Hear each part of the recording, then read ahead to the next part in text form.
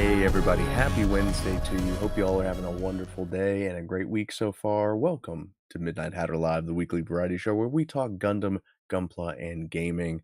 I'm Stephen Bayless, aka Midnight Hatter, your host, and joining me this evening, the Blue Gamer Gundam Explainer, Adam Blue. How are you, man? Hey, doing good. Doing good. Glad we're sitting here talking. Lots of cool stuff to talk about. We spent a lot of time before the show just talking about a lot of different things. That's like my warm up. Yeah, When I go work out, I've learned how important it is to warm up beforehand. In fact, I've started doing a warm up before the warm up. I'm telling you. And I feel like we really nailed that before the show. We've got a lot of cool stuff to talk about, I think. absolutely. Yeah, you got to stretch it out, warm up the vocal cords, do the whole like Yeah. red leather, yellow leather, red leather. See, I can't even do it. I can't do the tongue twisters. No, How now, no. brown cow? But, yeah, no, tonight's gonna be a fun show because it's the first time in a long time that I think we're gonna just do, like, a straight up discussion, debate, that sort of conversation that we've been missing, where we get to just take a topic and really dive deep on it, and it's one that I think is relevant to stuff that's going on in my personal life, stuff that's going on in your personal life as well. We were noticing some parallels between the things that we were talking about. Yep. So and of course, it is going to come back to Gundam. It always Of does, right? course. It always So, does. before we hop into everything, obviously, I'm way deep into Gundam G Generation Eternal. I finally, just last night, beat level 19 of the Eternal Tower East. I did get the Whoa. new Miorne, ultra rare pilot who I know Yeah. that she's gonna be, like, a invaluable addition to, like, some of these, challenge stages because of her ability, which is, Yeah. she has a radius that she buffs everybody's ranged attacks. Really, really powerful stuff. That level was insanely difficult, and if there's one thing that I've figured out about all of the Eternal Tower East stages is that you really just need, like, map attacks. Map attacks just up the wazoo. Yep. My MVP for the Eternal Tower stages is the super secret rare Psycho Zaku with Daryl Lorenz as the pilot because I SP, like, converted it, so Converted it. it's level Okay. 100. It has the most powerful map attack spread, of any of those style of map attackers. The obviously, honorable mention goes to the Neo Zeong because the Neo Zeong has, like, the biggest, target area of its Oh, okay. because, like, most like, so for instance, the SSR, full armor double Zeta, it does like a straight line cannon, but Right, because and it's like 3 lanes. 3 lanes, yeah. Yeah, that I have that maxed. I've been using that recently. Yes, that Yeah. so I have 3 of them. I needed 3 of them to be yeah. Wow. But the Neo Zeong, because it's a large unit and it takes up 4 spaces, it does a 4 lane. Dang, that seems So like a good one to have. so I thought about, like, part of the stage where you're trying to beat Mjolnir, which I love this stage because it's themed Witch from Mercury, so it's Oh, like, you have Mjolnir in the center in the aerial, you've got Suletta in the aerial rebuild, you've got Elan in the, Pharact, you've got, Shadiq in the Michaelis, you have, Sophie and Noria in the Gundam Ilfrith and Ilfrith Thorn, respectively. But then Guel is actually a guest unit on your side, which is kind of oh, cool. yeah, that And is. he's in the Darabald. The Darabald has a special attack that is you can only use it once, but it reduces the enemy's defense by 100%. Holy moly. So it's like you got So to that's pick there on purpose for you to use at a certain time. exactly. Okay. Um, and it's kind of a callback because there's another stage earlier in the tower, which this one's insanely difficult. I think it's floor 18, but it's aerial only, so it's like a midair stage, Oh, okay. and you have Bright in the Rock Hyloom, and your guest unit is Amuro, Char's counterattack Amuro in the Rigazi, but he has 2 special attacks. One of them is attack down 80%, and the other one is defense down 80%. So basically, he can fly around, reduce attack, reduce defense, and then he Wow. also has 5 block abilities, so he can, like, defend 5 times per turn, which is insane, which is necessary because it's like you have to protect Bright in the Okay. Rock Loom, and, yeah, How uh, could you, in canon, explain him going around and reducing is it, like, basically almost morale because he's Amuro and he's running around and then people are like, "Oh my god." I don't know. that makes a lot of sense, honestly, 'cause and the way he flies around and just kind of and the enemies in that stage are nuts because it's like you have Rosamiya in the Psycho Mark II, you've Oh, got okay. 4 in the Psycho Gundam, you have, uh, Yazan and his team in the Hammbrabis, you've Okay. also got Gaplants and Buran in the Ashamar, and then Jared in the Boundock. So you have this whole swarm of enemies, and all of them are concentrated on killing Bright, and you just have to, Wow. like, That's go cool. around and try to take them all down, it's wild. Well, you'd be proud of me because I played through and beat Blue Destiny. I even SD Yes! converted both exam versions of BD3 and BD2, because I wanted those so bad, and they They're own. so So good. yeah, They're so so I've been good. playing, I've been like it's funny, I went back to some on the regular normal story missions where, like, on hard, I didn't get all 4 medals or something, and now it's, like, easy because I just haven't gone back in a while and I'm super leveled up. And that's where I'm seeing, like, what I love to do, and let me know what you think is, when I'm jumping these missions, I'm usually just hitting auto formation. Now, I know that for you, and I've learned this from you, is you can pair pilots with certain mobile suits to get other attributes, but I don't know. I guess if I'm jumping into these towers, that's when you really need to think about that. Yeah, the tower Okay. stages and the eternal road, like, those are Eternal Road. the challenge stages where it's like you really do have to build your team in a way that's like, and in fact, we were talking on the Discord earlier today about I think, it's stage 15, 16, something like that.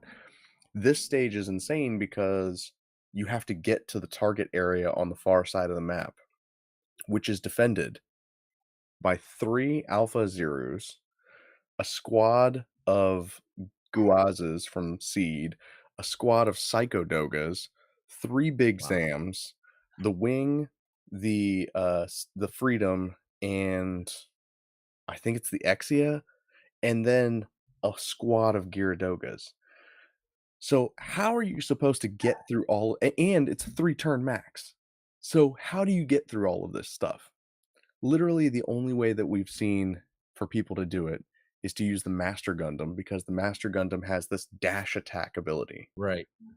Okay, And so far, that's the only way. yeah, it's like you basically just have to you use a character that has a speed ability, so you get that extra step, and then you Master Mhm. Gundam dash your way through the end.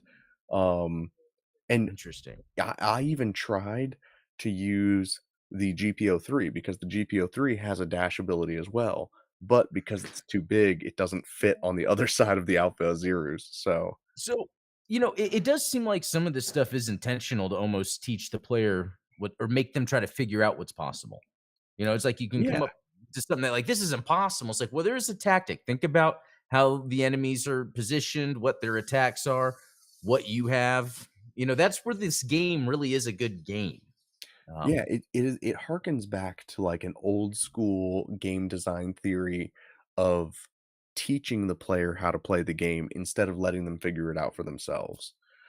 yeah, Because what I've noticed is that a lot of players, especially the ones that I see on YouTube, they all end up adopting very similar strategies. I rarely see 2 wildly different ways to beat the same level. They all yeah. use roughly the same way, but, like, they'll use different units or, like, a different combination of attacks, and that's one of the things, like, I encourage people to do because obviously, like, I have not collected units from every I did not play through the Seed Astray missions, I Mm. didn't play through anything IBO really, so and I didn't play through any G Gundam, so it was like, I Gold didn't have a frame. Master Gundam. What's that?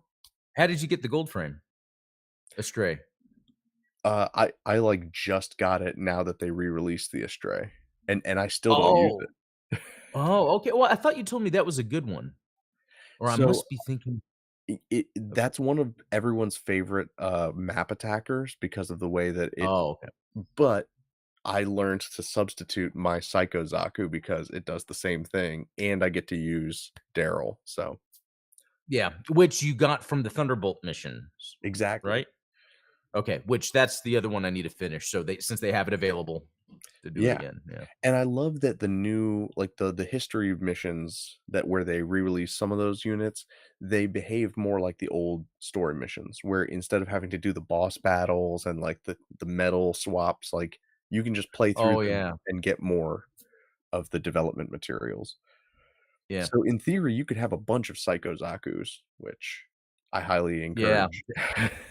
I hate to just to go through that so I had, like, what, 18,000 diamonds, and I How was many trying to 10 get I think I did, like, 3, I forget, but I didn't get any Blue Destiny or any and I was like, "This is" so then I was like, "Well, I'll just, build them in the tree," but it's like I had to build, like, 4 Blue Destinies and 4 whatever, and, but it's fun I'm lucky I had all the capital to do all that, but it is kind of annoying. I wish I could just press a button, like, if you've done it once, to, like, auto do it for you. You can. It's the bulk Oh. development button.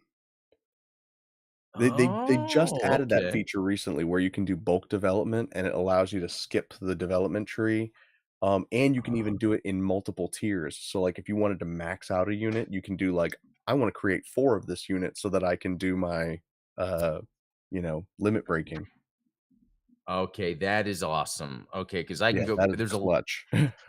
well, that and I wish there was also a way to, like, it automatically detects all the duplicates you have and then auto That would upgrades be them.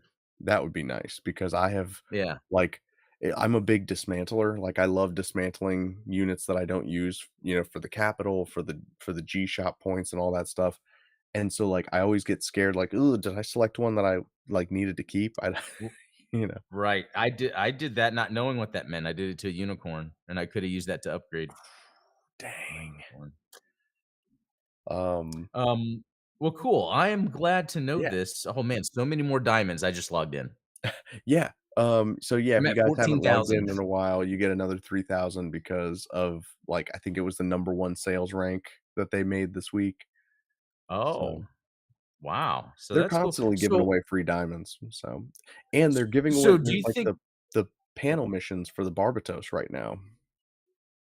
Yeah, I saw that, but I haven't really I've noticed there's, like, yeah, panel missions to do, but I haven't really been oh, you know what? I did get that because then I did the thing where it's like go to, and I was like, "Okay, I'll do this," and then, okay, I got some IBO. Yeah. Yeah, Well, when you okay. say it like that, it sounds like, you got, like, a stomach virus. I I know, picked up right? some I got some IBO. IBO. No, it was I think that one unit you were showing off Oh, the last week. Hajiraboshi. Yeah, Yeah, love that unit. okay. Um I mean, do you think so does it seem like this game is actually successful?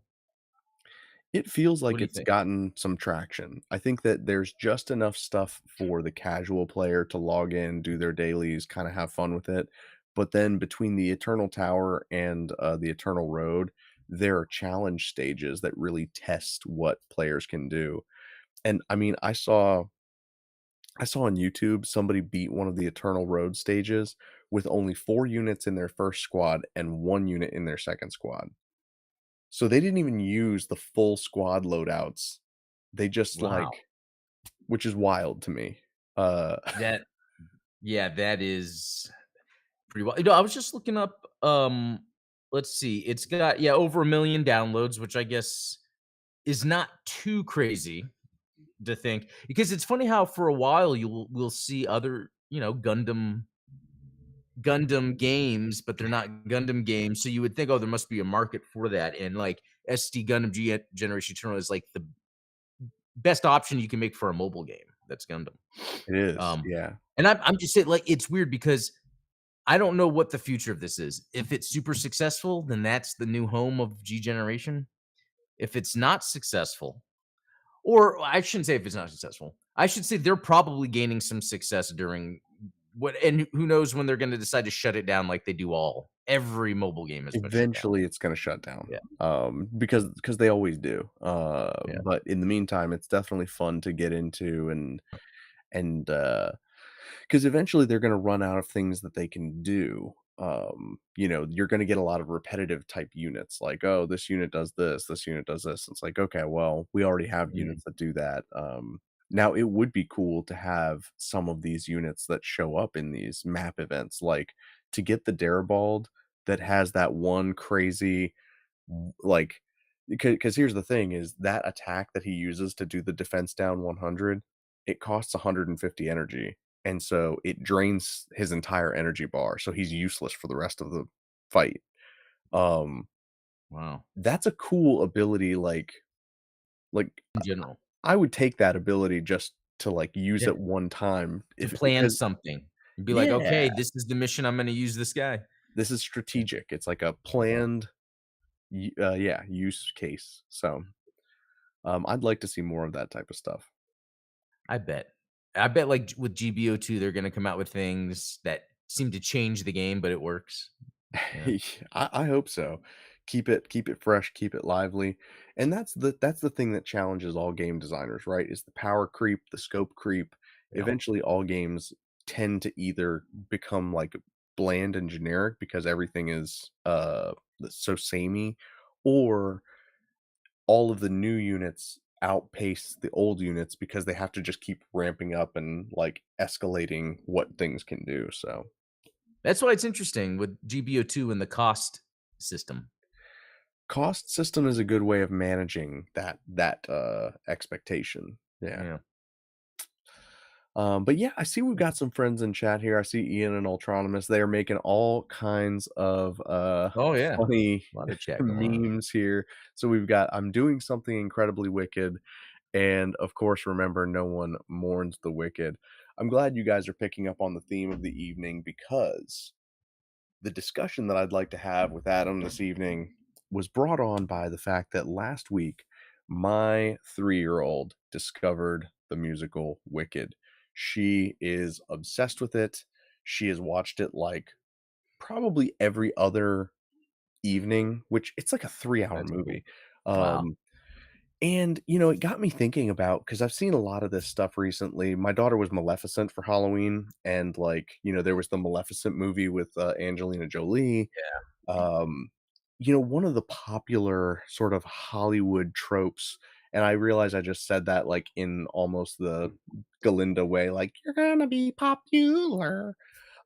Yeah, what's gonna be popular is villain origin stories and prequels, right? So Wicked is a prequel to The Wizard of Oz. It goes into the story of the Wicked Witch. Um, Mufasa is the prequel to The Lion King, which kind of like subverts The Lion King a little bit because Scar is the true king, but then Mufasa is like the adopted son that kind of usurps the throne, which kind of, it introduces all kinds of Yeah. story complexity that we're not going to talk about this evening. But even the Star Wars prequels is like the origin story of Darth Vader. We've got what else? So Maleficent, the origin story of the villain from Sleeping Beauty. Yeah, perfect example. So you just released a review over on Blue Gamer of Predator Badlands, which Oh, yeah. while it's not an origin story, it is an expansion of a villain in Yep. what's the Predator race called? Yeah, the Yautja. Yautja. Yautja, which it's interesting, yeah, because Predator historically, horror movie, although it's interesting with the recent discussion online about Predator because of Badlands. It's interesting things that come up about movies that you've never thought about before. Yeah, But this one thing that came up, people are like, "Well, Predator first and foremost is a Arnold Schwarzenegger movie."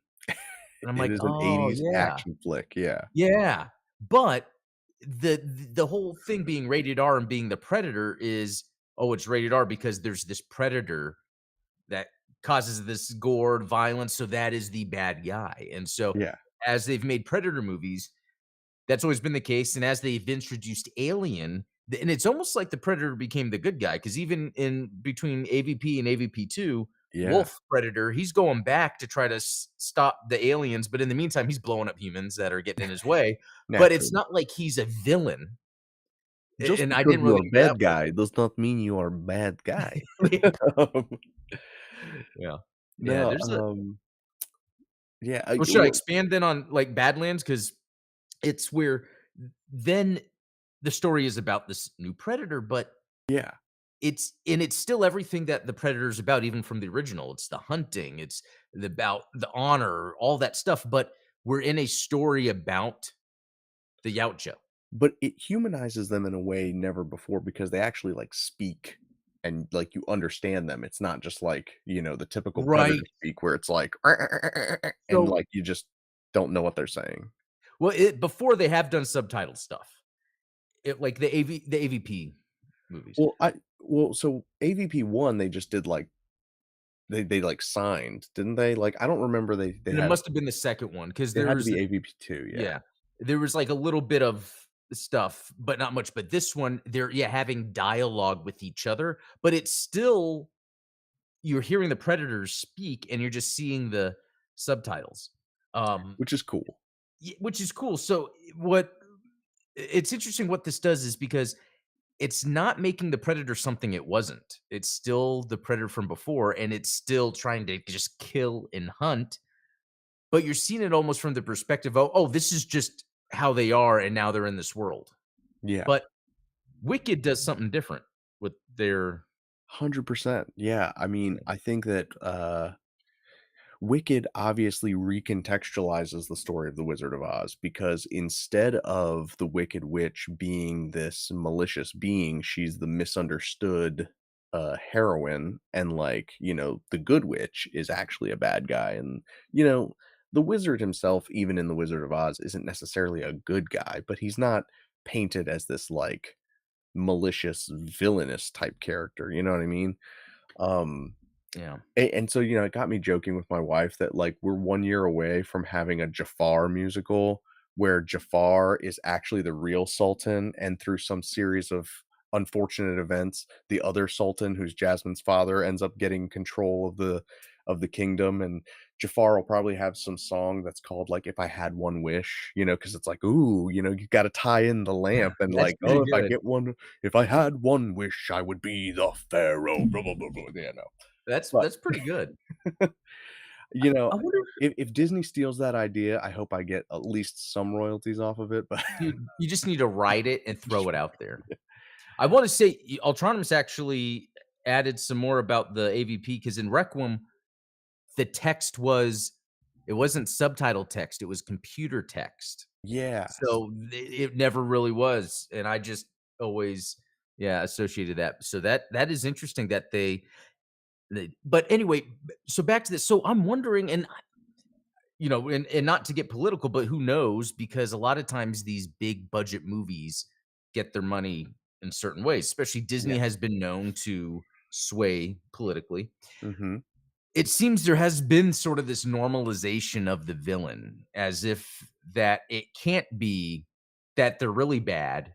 Yeah. It's the people around them that are making them bad. And I think that is an okay story, but I think it's weird that they were taking already established villains and then making it to where it's like, oh, they weren't really the villain. Now it's like just something bad happened to them. So now this other story seems Well, isn't that bad. kind of like what they're doing with Lord of the Rings now too, where it's like, "Oh, well, orcs are not, like, just evil creatures that are born in slime like they were shown in Lord of the Rings." It's like, "No, they have families and stuff like that." And it's like, Oh.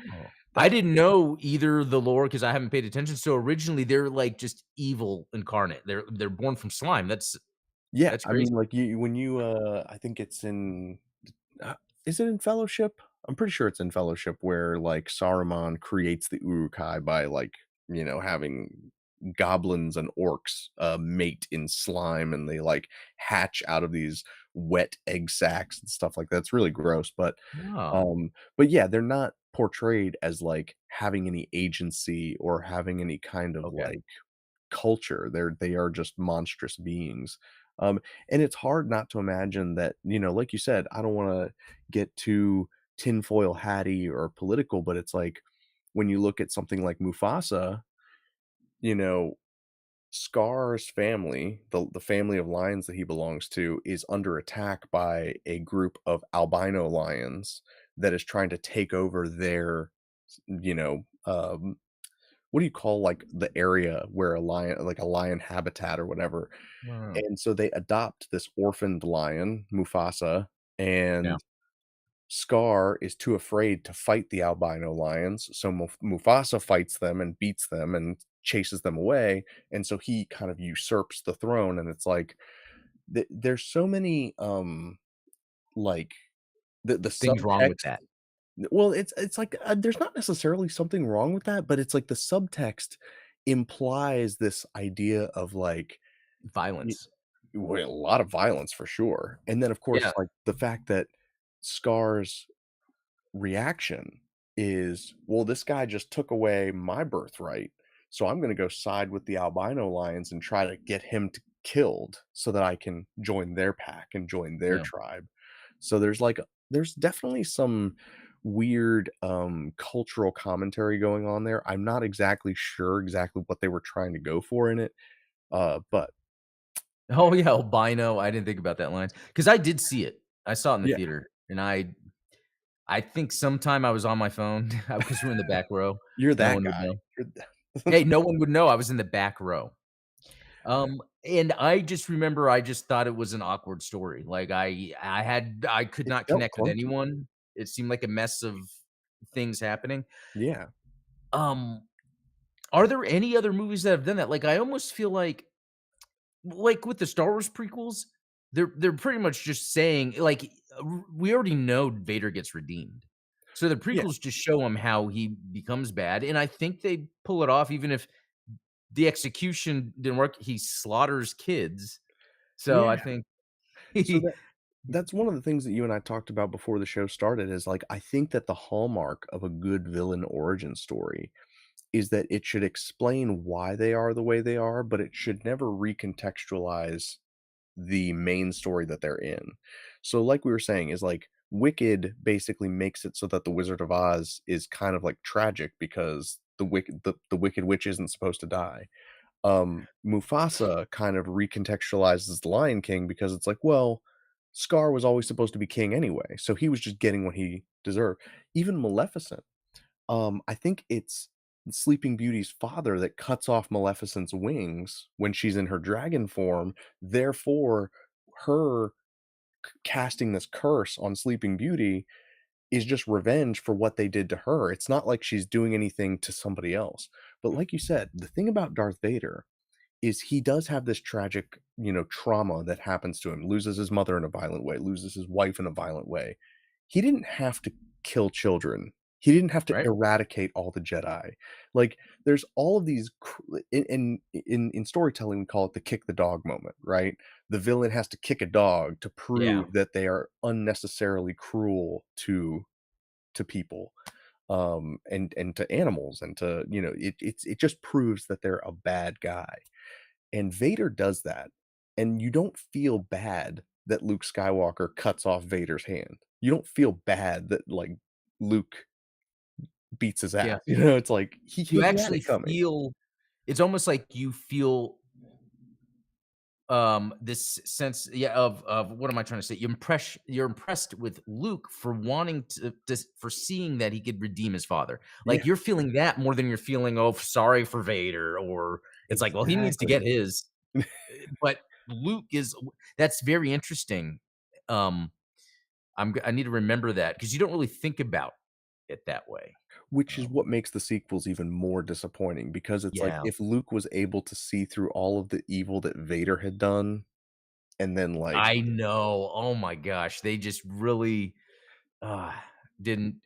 So I'm gonna tell you something real quick. So yeah, because it's funny that I was telling you before this earlier today, I was just doing some writing, some brainstorming. I was like, what do I like in a villain? So I know what to think about when writing.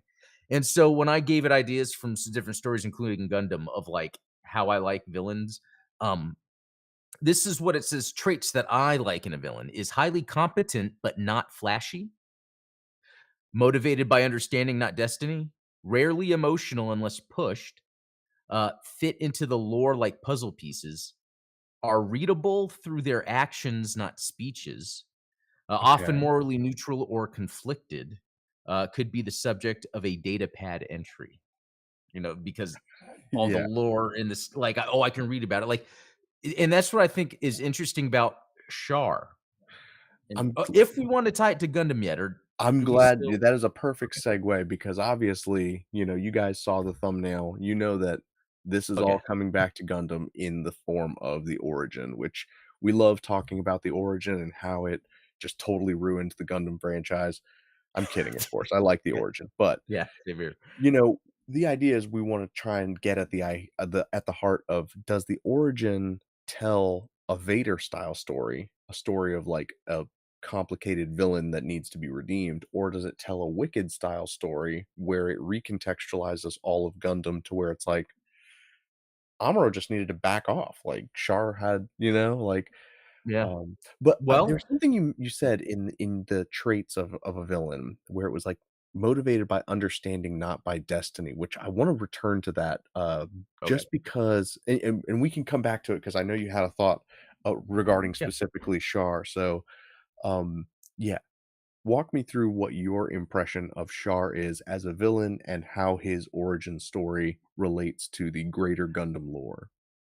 Yeah, so, Char in the original Gundam when I watched it, he seemed to be this, like, super intelligent, knows exactly what to do, very logical. I know I need to do this, I know I need to do that, but he knows when to back off. He's like, "Okay, this is happening. I need to back off. I need to do," and planning and evil, because like, for instance, his little salute before shooting a shotgun into Cassilia's head, that's like a very evil scene in so many ways, even though you could Yeah. say, well, they need to take her out, but it's like, well, he's kind of in this gray area right now. So then you get to Origin, and you know what, I think it doubled it down on him being evil, just because I think what happened to him was wrong, like, I guess losing his father, figuring uh figuring out there's something going on with the Zabi family, but even people not in association to the Zabi family, he would push them away or get, like, what happened to his double, you know? Right. Oh, on the plane flight, remember? They went different. Who knows whatever happened to that guy's life? Like, even Garma, like, the whole time he's, like, being Garma's buddy and, like, almost like he cares for him, but in his mind, he's like, "I don't really care when the time comes." That guy's, I mean, Shar is a textbook sociopath, and yeah, nothing tells me when I was recording, like, the Dissecting Gundam series that I was working on, like, 2 years ago, um, I got to that episode where they're falling into the atmosphere, and Shar and Crown are fighting against Amuro, and Amuro and Crown get pulled into the Earth's atmosphere, and Shar backs off. mm, And, yeah, Crown is begging him like, "Shar, save me," and he's like, "I'm sorry, like, your death won't be in vain," and I was like, see, Shar is such a good guy, like, he cares about his men, he feels for him, and then as soon as I hit play on it again like, Dren starts talking, Dren's like, "You you knew that Amuro was gonna try or, like, you knew that the Gundam was gonna chase Crown and get caught in the atmosphere too," and he was like, yeah, war is ugly yep, business, but we gotta do yeah, this, and it's like so even in that moment yeah, where it's like, he was lying to this guy as he's dying, and then he turns around and says, "Even if the Gundam doesn't get destroyed from entering the Earth's atmosphere, it's falling right into Garma's territory, and we have him where we want him." So it's like, I don't even care about my own men to the degree yeah. that I care about destroying the thing like these villains, right? You know what? That is a very neat thing, and I'm trying to think if there's any live action movies where that villain was charismatic and had men around him, but you're always, like, scared, like, isn't he gonna just kill his guys any second? I know there's some movies I've been watching recently where that happens, where the guy just then pulls out a gun and shoots one of his men, that type of thing, you Yeah. know? And Char has that energy, Mhm. and but it's played so well, and I think it's written so well because it doesn't matter who's voice acting Char, or that it's a voice act of a different language. He's written so well to where it is that charismatic sociopath, He you never know? gets angry, like, angry, angry. Right, It's always like, he gets stern, but you never see him yelling, like, in a passionate way. It's just like, right. you know, which Yeah. it makes it even more manipulative when he tells people, and this stands out in Char's counterattack more than anything, is he always tells people, like, that he's counting on them or that he needs them, which is Oh, yeah. so like, for someone with that much charisma, and this is why Recoa, like, abandons him during Zeta Gundam, is he's constantly, like, uh it's not gaslighting, but it's this, like, love bombing Leading them where on. he yeah, just like he constantly it's like a reverse sycophancy where he, like, builds Yep. people up. People have said that, about, like, certain politicians and stuff. It's like, "Oh, when you're talking to such and such, like, they make you feel like you're the only person in the room." That's the kind Oh, of yeah. person that Char Aznavour is, and I think that you get that even in the origin because Yeah. even in the academy scenes when he's becoming friends with Garma, there's this, like, sense of, "Well, hold on, I'm the royalty, like, I'm the prince, like, why is this guy talking to me as if he's better than me?" And it almost, like, twists Garma into this person that serves Char and serves his purpose, which And what about that scene, I forget it exactly, where he gets slapped or punched by the trainer? yeah, It's all coming back to me, but I forget the scene exactly. It's where he's willing to be an example, that leader by almost sacrifice, because he's standing up. but he does it in a Or very was it a calculated way. federation? Huh? W Yeah, in a calculated way. Exactly. it's a Yeah. calculated risk, like, he'll take a punch, but he won't take a bullet, you know what I mean? It's like, Yeah, it because what that does is he's building up then how to use everyone around him or yeah, Garma. He played a long game with Garma. he really did, Like, and I so think that's another cool element they added with Origin, is to expand the long game with Garma. Like, that that's pretty so good. even if Um, you do oh, go ahead. no, you can finish your Well, I was gonna say, even if there were things about his childhood that, made you sympathize with him, and I like, you should never empathize with a villain, and I've said this before where it's like, heroes and villains essentially share the same origin story, they all suffer some form of trauma that makes them who they are, but villains will typically take that trauma and then inflict it on other people, whereas heroes will try to protect people from experiencing that trauma, and, yeah, and what you see with Char is that everything that happens to him, even though he acts like he's taking revenge on people, he ends up like his actions hurt people that aren't there. It's like collateral damage, you know what I right. mean? But to your point, it's, like, calculated that way. Yeah. Yeah, and I think Which that you see that yeah. even in the origin. It's not Yeah, like a you don't feel like, "Oh, well," the origin doesn't tell you anything that you didn't already know from Gundam, the original series. It just right, kind of illustrates it, and to your point, it almost makes what he did to Garma worse. right, and I love that. I love and that's why I remember when I first watched Origin back after, I got into Gundam and all that, and I was like, "Wow, I can't believe," because I love the prequels. Like, the Star Wars prequels, I like them for more than just what they are. It's more of that it's an indie film of a special effects genius, or indie trilogy of a special Yeah. anyway. So when I'm looking at the Origin, I'm like, "Wow, this is super competent in the art, the story, like, how they're expanding." Um so, like what you said, the villain template that I'm into is a person or entity shaped by the same system as the hero, but who interpreted the truth differently. Okay. So you know what is a perfect example of this? And this Hmm, kind of is gonna ask a I'm leading a question. Let me put it that way. okay. A perfect example of this is the villain from Blade Runner, like the Oh, the original Blade Runner, yeah. because Mhm. obviously Deckard is, they kind of lead on that he's a synth, Right, and the villain is a synth as well, and they're both experiencing this, trauma of self-awareness, but the villain obviously interprets those events very differently than right. Deckard, and he gives that famous monologue, at the end where it's like, "I've seen things you people can't believe," and, Right.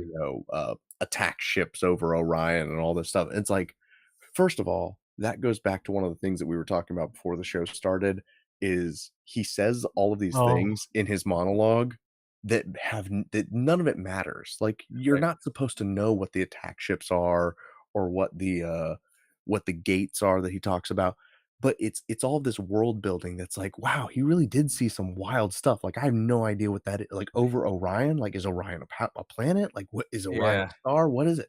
So it's like, it's this world building within a monologue that creates a character that you can sympathize with, and maybe you don't empathize with his actions or his behaviors, but you can understand how he got He's coming there. from. Yeah. And at the same time, it creates this universe of like, oh, these are things, like, these are shared verisimilitude traits of the world that everyone knows about. And it's like, I don't know about them, but that doesn't necessarily matter. It's like the Kessel Run in Star Wars. Um, Yep. but what I wanna say is that it begs the question, do we need villain origin stories, or can the villain's origin be baked into the story in the same way that you see in Blade Runner? I think it could be baked into the story, but I think, though, the origin stories when they happen, it's probably because, okay, this is actually pretty cool. This character is cool. The way that the villain was portrayed, people wanna know more of. Yeah, because then it gets, okay, this person is complex. How did this happen? So that could be what it is, as we're seeing this person really truly being evil, but then maybe being redeemed at the end of Return of the Jedi, or that monologue with Deckard, he had, like, it's like, oh wow, so the villain, oh, I want to know more about them. And um I think, like, it's very interesting you brought Blade Runner, because in Blade Runner 2, something like that sort of happens, maybe because it's the main character, Ryan Gosling. It's like, as he's going through the story, you're believing him that he is the firstborn, like, as he thinks he is. You're like, oh wow, but then you find out, no, that's not the case. Yeah, And I don't know how I'm trying to relate the two, but there's something. It's like a realization moment near the end, where then the what everyone was searching for, it's maybe a little bit bigger and complex than the characters that are entwined in it, if that makes sense. yeah, it's that Um, cathartic moment. yeah, And I do wanna say, so I'm gonna shout out, Lucas Garrett here in chat because he brings up this perfect point, is Casval Daikun is essentially the Count of Monte Cristo meets Vito Corleone meets Skullman. He shares qualities with all 3 antagonists, especially Skullman. 100%, I agree, especially, like, on the Vito Corleone, I uh don't know Skullman. I Is I don't that know if from Common Rider or something? could be. Or do you mean Skullface from, you'll have to let me know. Skullman doesn't ring a bell, but Yeah, I've well, always said that, yeah, Count of Monte Cristo is a great comparison because, you know, especially towards the end when Char realizes that getting the revenge that he wanted all these years isn't fulfilling. It's the same thing. It's the same arc that you see in Count of Monte Cristo. Is it's like he doesn't, uh, you and know, that's why, I I don't like Char's counterattack that much. really. Because even in that, he's and it even talk and when I was talking about how, what is this? It says, something about doesn't give speeches. Yeah, are readable through their actions, not speeches. And Mm, usually, I mean, is Char really about speeches until Char's counterattack, and then all of a sudden he's this not corporate, but he's taking on the emblem, Xeon, and the state. He's about the state, and yeah. which before wasn't really that. Well, but It's like, even yeah. in the movie, he does address that. He's like, I feel like like he knows that he's performing. He Oh, knows yeah, that it's that's the right, he is saying that. yeah, That's he, true. and that kinda harkens back to, the conflict that he had in Zeta because Yeah. obviously Kai and Hayato were telling him, "Hey, you need to Yeah, step up and be leader of the Aayug," and when Blex dies, he's like, "Okay, I'm gonna give this speech at Dakar," but it's like, that doesn't fit him because he doesn't right. have that ambition, which is it's so, Yeah, so I'm it just glad you kind of brought adds up to the tragedy of his character. Right, I think then that even doubles down more on the tragedy in Star's Counterattack because then he's having to be a clown. Yeah, So, I guess then that kinda helps describe it's interesting how much Char's Counterattack does things that are just not, what you would want, but it's on purpose. yeah. Like, Quest being such an annoying character. It's like, yeah, give me a villain, but why an annoying but no, that's, like, part of this world you're in right now. And that's part of, like and it goes back to this idea of, like, sympathizing with the villain is even Char telling Amuro, like, "Man, I guess that's why I found Quest so annoying." And it's like, the audience finds her annoying, and Char is saying, "Yeah, I thought she was annoying too, but she helped me get what I want." And that's how So, I how much then is Char actually, speaking as the audience? Maybe Tomino wrote Char as him speaking about the making of the movie or what's happening in the movie.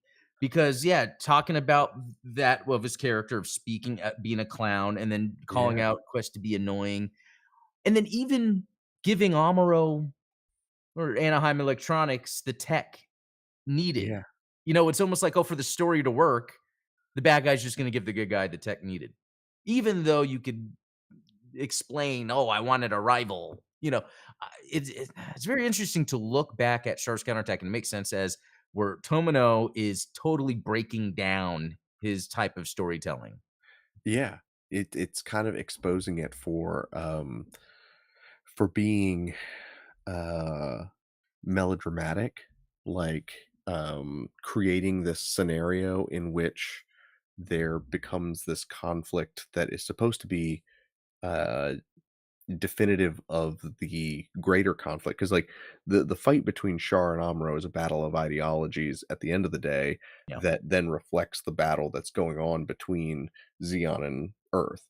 Um, but to what extent is Char just facilitating that for the sake of satisfying the existence of it, um, it's funny because in Yeah. research for tonight's talk is like I found countless articles, videos, stink pieces, all this stuff talking about how like, well, Char Aznabul's a better protagonist than Amuro, and Char Aznabul's the real main character of the story. And I've said that too in the past. Like Yeah. I've said, the same way that George Lucas has said that Anakin Anakin. Skywalker is the protagonist of Star Wars.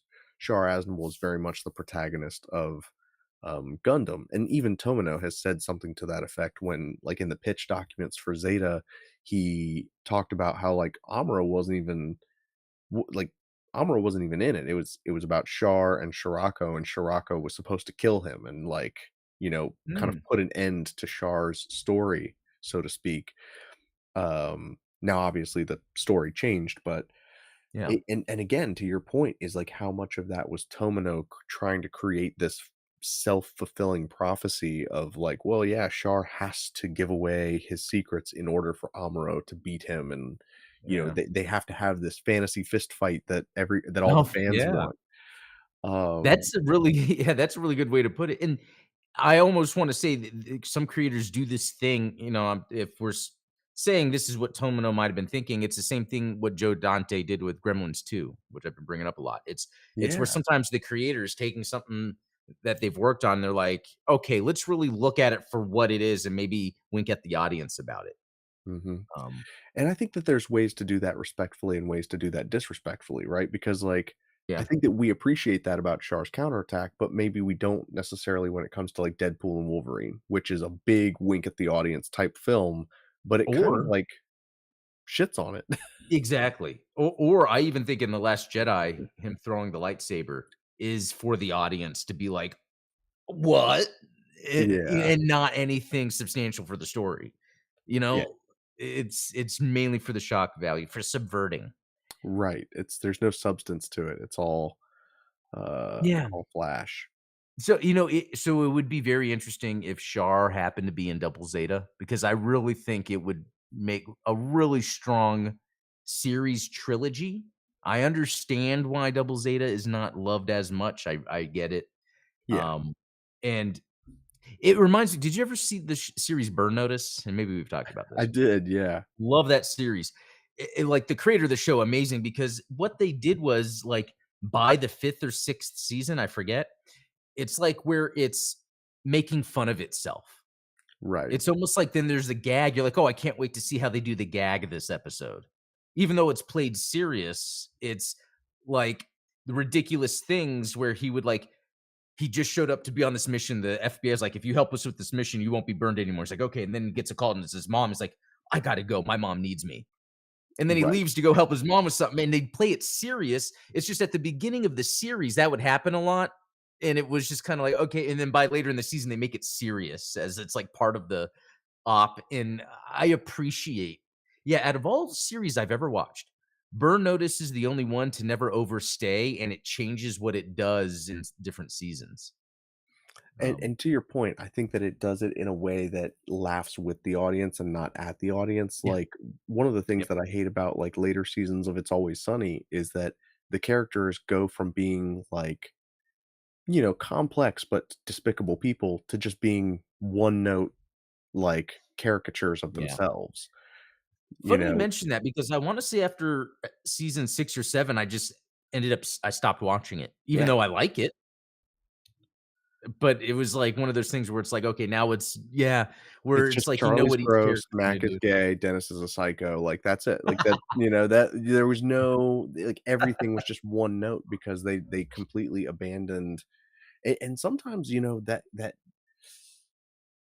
I think that that says a lot about the exploratory nature of writing, is that sometimes you kind of want things to stick when you're still trying to figure out the characters for yourself that maybe you would've edited out later, you know what I mean? Yeah, And that's a I would say a hallmark of Tomino's writing, and I talk about it all the time, is like the awkward moments that are created, like Camille yeah. tripping on the way out of the room, like him biting his nails all the time. Those are things that, like, you know, they're not necessary for the story, but they help kind of round out his character and make him seem like less of a just anime character. They make him seem like a real person. Yeah, just thinking of, like, another anime that I think is great and it meets the expectation, Evangelion, when there's those small little character moments, they're not like that. There's something where it's how uncomfortable something that would be uncomfortable in real life will just make it uncomfortable here. Oh, you're nude in front of some whereas, like, in Gundam, it's just these little nervous ticks that people have or awkward ways people might act in any given situation, where Yeah. maybe what Evangelion is doing is kind of just going straight for that kind of reaction, which I think anime does in general, and that's why Gundam isn't anime. I think we've Right. come to that conclusion. Um, yeah, Well, so, all that considered is like, so there are a couple of questions that we need to answer, right? Is like, yeah. is Gundam the Origin a satisfactory villain origin story? And is it necessary for the overall Gundam lore? So I'm gonna say yes, it's good and it's necessary because I think what from the original Gundam, what it's established is a world that you get to see these characters live in. It's not just like, oh, here's something about these characters. Yeah. It's like that they live in. It's like, oh, I want to see more of that character in this world. I mean, because if we think about what the world Casval is in, it's not like, okay, let's make up something where then no, it's like, well, the tragedy of his father dying. Okay, then what does that mean when he's young? And then with the zombie family being around, wouldn't that mean he's so there's like so many questions you could ask, and it's that where I was said like the villain's on a data pad entry. Yeah. I will oh, here's all the facts and data about them, and I think I in more, and I guess it just thinking back, it's like, okay, is this just the initial shock and surprise of watching a badass anime, or is this something that's actually really good? And to this day, it's like, man, Origin, really think is awesome. Especially it not only does it give you the lore you want, but it gives you the action scenes that you would want from mecha and space combat. Yeah, Yeah, there's a lot of, like, great action sequences, especially, like, the zero G, like, the moon battles of the mobile workers and yeah. stuff. Oh, Those, I think 'cause you really don't see mobile suits behaving in that way very Yeah. often in any other, entry in the series, so that is a very welcome addition to the lore. So then, do you think that Gundam: The Origin recontextualizes Amuro's, efforts in the same way that, like, Wicked or even here's another example that I don't wanna go too far down the rabbit hole, but Rogue One, how Rogue One kind of diminishes Luke Skywalker's achievements because it's not that he perceived the weakness of the Death Star, it's that it was built into it, like, it was made to blow up. So, with that, I always thought with Star Wars, it was they found out where the weak point is, but, only a Force user could make the shot Yeah, but well, but because not remember that he could the detect. the Oh, go ahead. designer of the Death Star, like, built it Right. specifically. Yeah, Yeah. So that when he's shooting the plasma or the ion cannon, he's actually getting it in, yeah, because he told use the Force. So I always thought for me, Rogue One didn't diminish anything okay. at all. In fact, I feel like it helped.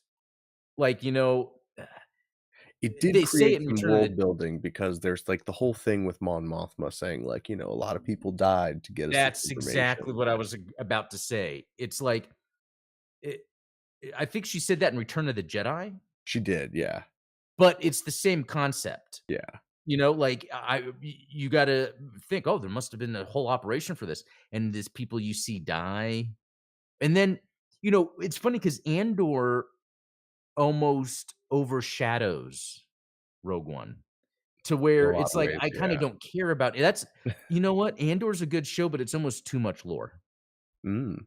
I would say Andor's too much lore of stuff I You didn't hear care about. you heard it here, folks, there is such a thing as too There's much too lore much. for Adam. I mean, like, it's Andor is great storytelling and writing, but I don't necessarily care to get that much detail of Andor during that time period. Yeah. Well, If it okay, was more so about then Luthen Rail, maybe. yeah, that would actually be kinda cool. Yeah. So then the back to the, original question, do you think that the origin diminishes Amuro's achievements and, like, diminishes his agency as the protagonist of Gundam, First Gundam? No.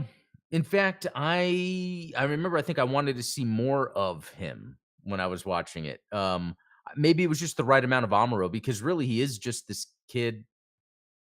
But it wasn't it like a scene where he goes into his dad's office or something, and so at least they're showing, he sees like the plans for Project V or whatever. So I think like at least they're connecting that. But yeah, I don't think there's much you could do with Amuro there because he is the kid that just automatically gets stuck with this. So they did the right thing, I think. I think so too. I mean, I think that, Amuro is kind of like an inverse reflection of Char in a lot of ways, and you get to see Char's cruelty throughout Origin and throughout, Gundam proper, and the way that Amuro responds to it is, uh, you know, is to stop him. Yeah. So, I like, mean, because that's he doesn't have any other motivation because there's not like a history. It's just like, exactly. oh, here's this bad guy, and I'm throwing it. So that's almost where it makes it like you see Origin, but then 0079 is really about Amuro. It is, 100%, and that's where I think that argument that Char Aznavour's the main character kind of falls flat is Yeah, because, although he is a villain that we can sympathize with, ultimately, the things that he does are not things that they're not actions that we can endorse, right. and therefore, you need a character like Amuro to stop him, and in a Mhm. lot of ways, Amuro mirrors that Luke Skywalker mold where, you know, he doesn't by the end of the series, it's not like he necessarily wants to kill Char until Yeah. after Lala's killed. It's Like almost like he's willing to redeem anyone in his path, yeah, you know, except for that, which I think was just the culmination of everything. that was the Yeah. unforgivable sin. Yeah. Wow. Good talk. You need to clip the crap out of this stuff. Yeah, man. Like I said, it is not just Wicked for weebs, and, yeah, Char is no Elphaba. That's you for know? sure. Well, like I said, thank you, so much for hanging out in the chat, guys, and if you haven't, definitely Yeah. go check out over on Blue Gamer, not Gundam Explained, but, Oh, yeah. Adam's full thoughts on, Predator Badlands because, like I said, that kind of ties into this conversation around recontextualizing villains and making them the stars of their own story, but not necessarily making them, uh, not excusing their behavior. Right. Yep. Well, thank you, Adam. I appreciate you doing this little impromptu discussion with me. Oh, I love kind of no problem. talking about storytelling and these Heck type yeah. of tropes. So it's always Yep. fun. Stay tuned for the Gundam Explained show tomorrow. Until next time, thank you guys so much. You have a good evening. Yep. See y'all.